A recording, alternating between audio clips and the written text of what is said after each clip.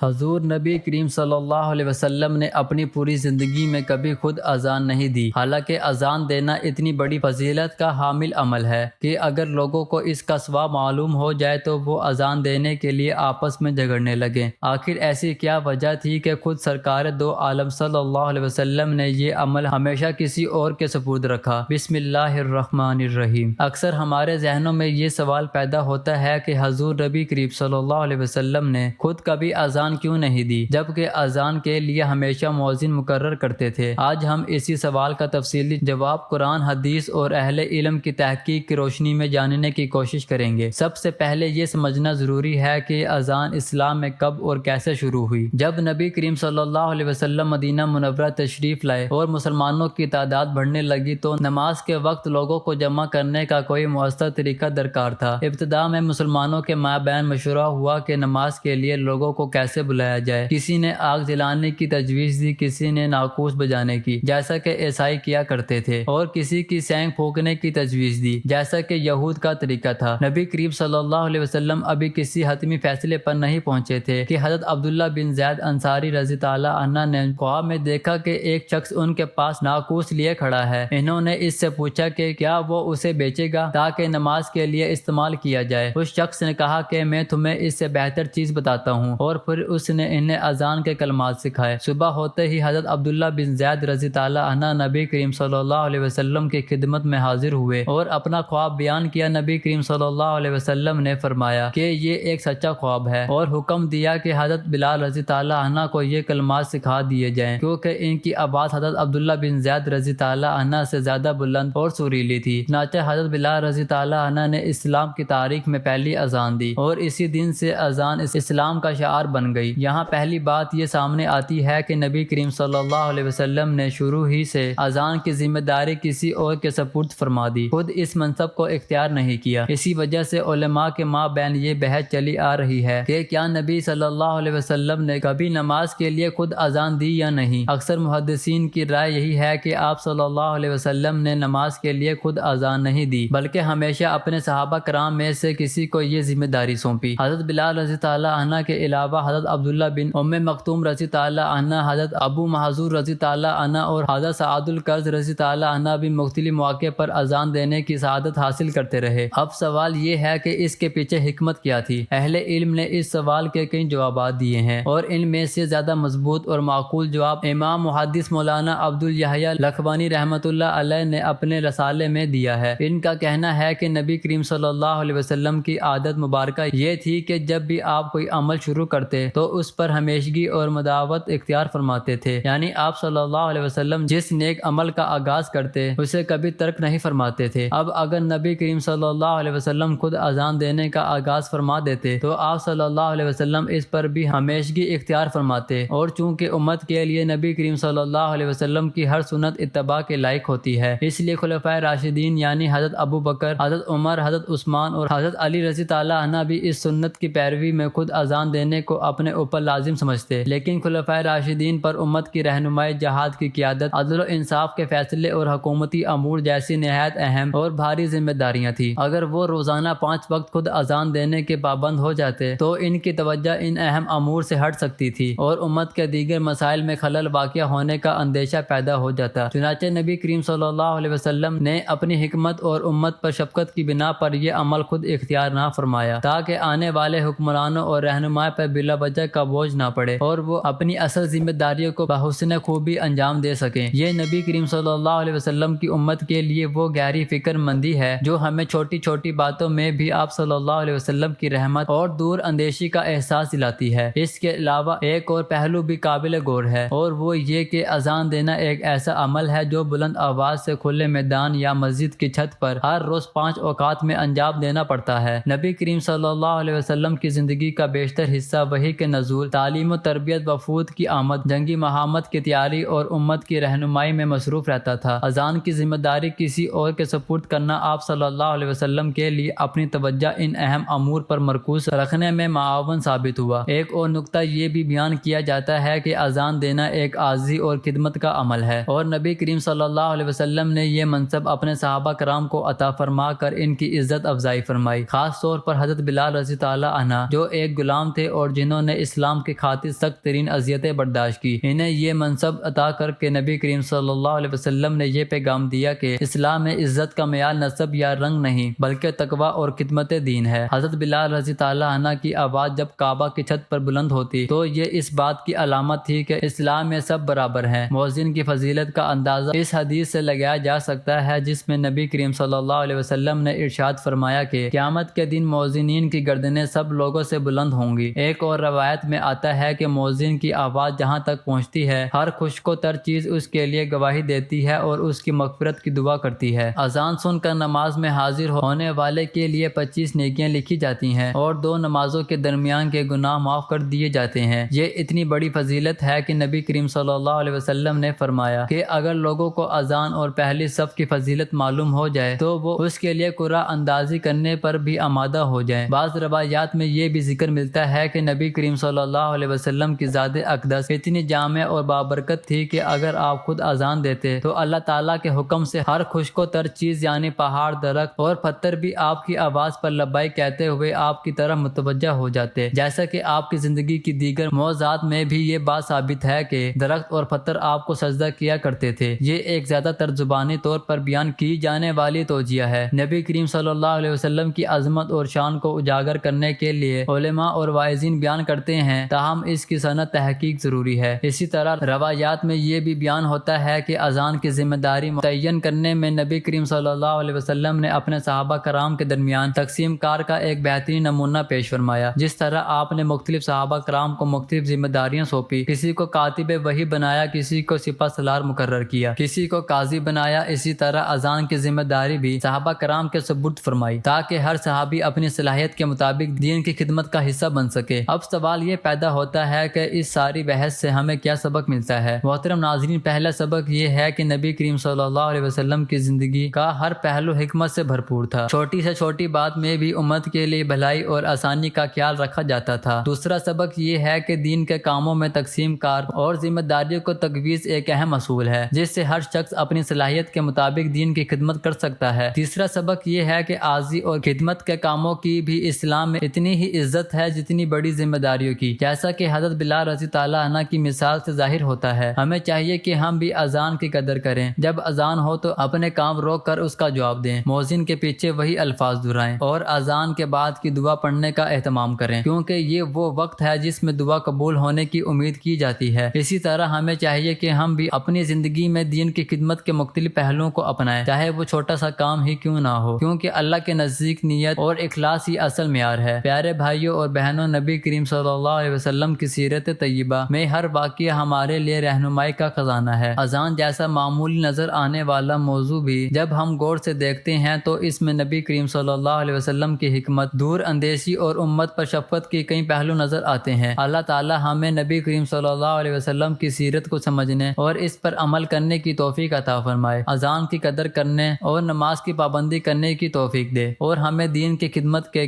کسی نہ کسی پہلو سے وابستہ رکھے، آمین۔ ناظرین، کمنٹ باکس میں اللہ تعالیٰ کے 99 ناموں میں سے ایک نام ضرور ٹائپ کریں۔